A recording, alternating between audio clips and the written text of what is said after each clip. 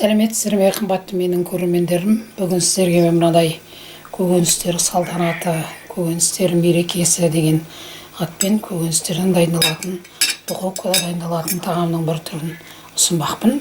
Қазір сіздермен біз осыны жасап көрейік. Бұл керемет тағамды жасау үшін бізге керекті азық-түлік. Бұның ішіне тек қана мына байылдыны ғана аласыз. Қалғандарыңыз үйлеріңізден табылады. Міне көкөністерді турап жатырмыз. Мынау сәбізді өте шығарып турмасаңыз піспей қалуы мүмкін. Мына байылдыны турадық, пиязын турадық. Енді мына картоплны кірісіп жатырмыз. Оны мына гүлді пышақпен турайық деп ойладық. Қалай турасаңызды өзіңіз білесіз. Қолыңызда қандай көкөніс бар, соның бәрін ала беріңіз. Міне мынау қызанақты турау керек. Ол қызанақты майда қызанақ алсаңыз да болады, чери дейді ғой. Мынандай ол қолыңызда болмаса, мен сияқты мынандай үлкендеу қызанақ ала беріңіз. Міне осылай әдемілеп турап алыңыз. Бұл тағам жаңағы жанына тауыққа гарнир болса да болады. Ет тағамдарына жанына қоссаңыз болады. Өте күшті гарнир болады бұл. Қазір көкөністердің науқаны басталды. Қазір бәрі арзандап жатыр. Күннен күнге, сондықтан жасап жүрсеңіздер болады. Міне мынау бұрыштарға кезек келді.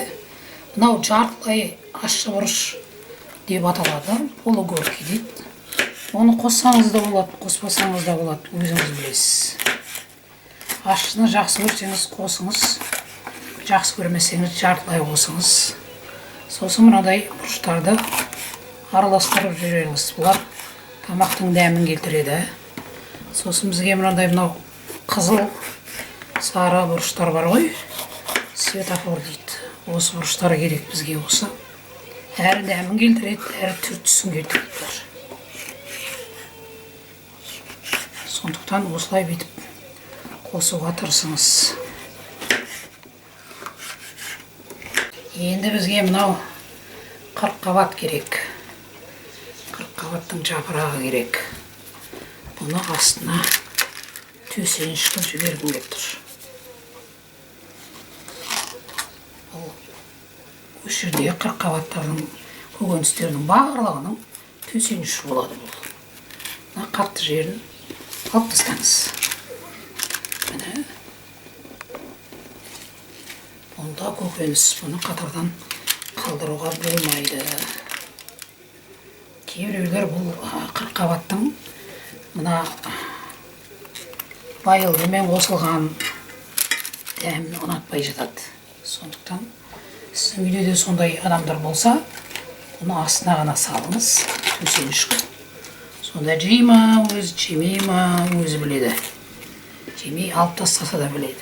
Бірақ бұл өте ағзаға пайдалы білесіздер. Бізге мына көкөністерге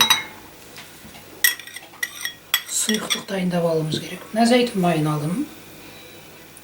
Соя тұздығы. Енді осы жерге мына дәмдеуіштеріңіз. Өзіңіз ұнататын дәмдеуіштеріңізді алыңыз. Қандай дәмдеуіштерді ұнатасыз? Отбасыңыз қандай ұнатады? Көп адамдар отбасында біреу ана дәмдеуішті қосқанын ұнатпайды, біреу ананы қосқанын ұнатпайды. Сондай ғой қазір. Мама мынаны неге қостыңыз деп айтуы да мүмкін. Сондықтан енді мұны өзіңіз ұнатқан дәмдеуіштерді қосыңыз. Міне. Енді бұны әдемілеп араластыруымыз керек.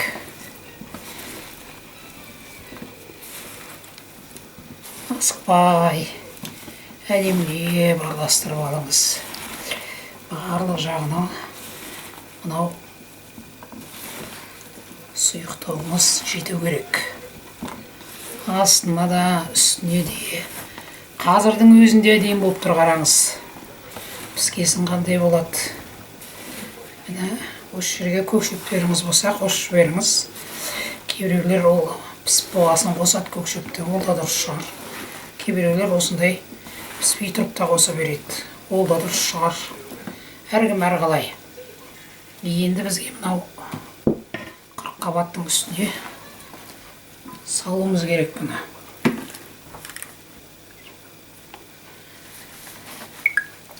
Міне төсеніш үстіне әдемілеп салыңыз.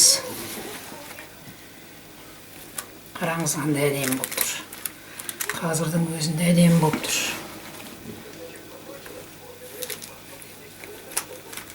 Ой, керемет. Дәруменге бай. Тағам болайын деп тұр. Міне қараңыз қандай әдемі болып тұр. Түр түсте әдемі енді ол. Бұл еще ағзаға пайдалы әрі. Себебі жаңағыдай қорылмайды ғой бұл. Мына қағазбен жабуымыз керек үстін. Сөйтіп 30-35 минут тұратын шығар. Көреміз қазір. Міне 30 минут тұрды. Енді бетін сәл қызарту үшін тағы да бір 10 минут қоямыз. Міне кішкентай бетіне ірімшік сиыр сеуіп жіберейін дедім. Көп емес, аздап сеуіп жіберіңіз. Енді бір 10 минуттай қайтадан тұрады. Міне тағы да 10 минут тұрды. Сонымен барлық жоғы бір 40 минут тұрды. Көріңіздер, қазір керемет тағам болған ғой, көріңіздер. Енді алып көреміз. Астындағы көрпешесімен бірге алыңыз. Лажы болса, көрпешесі де бізге керек. Міне көрпешесімен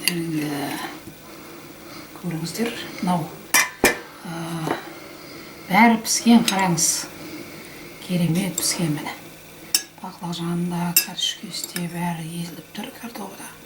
Сондықтан кейде ет тағамдардың арасына араластырып осындай ет тағамның жанына қоятын көкөністер тағамын жасап жүрсеңіздер болады. Бұл жаңаға диета сақтағандарға да жақсы бұл. Анадай майсыз, майын бар астында қалып кетеді. Сосын ағзаға өте пайдалы, духовкада дайындалған бір әдемі тағам болып тұр. Духовкаға дайындалған тағамдардың түрлі-түрлін жасап жүрсіздер, мен оны білемін. Осы менің әдісімде көріңіздер. Қазақша контенттерді қолдап, қолпаштап жүріңіздер. Байыса қазақ байысын деген сөз бар. Қазақ контенттері артта қалып жатыр. Оны біліп атыстар, көріп атыстар. Сондықтан қолдап, қолпаштап жүрулеріңізге болады. Астарыңыз дәмді болсын.